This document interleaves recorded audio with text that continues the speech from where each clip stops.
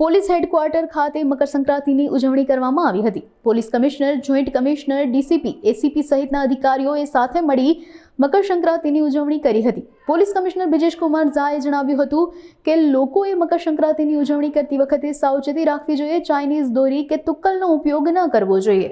મકર સંક્રાંતિ અને ઉત્તરાયણના બધા રાજકોટવાસીઓને શુભકામના। આજે બધા લોકો પતંગ ચગાવી રહ્યા છે।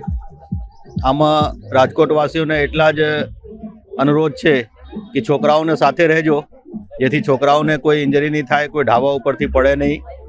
અને ચાઇનીઝ માંજા કે ગ્લાસ માંજાવાળા જે વસ્તુઓ છે આ નહીં વાપરજો, જેથી કે બીજા કોઈને પણ ઇન્જરી નહીં થાય।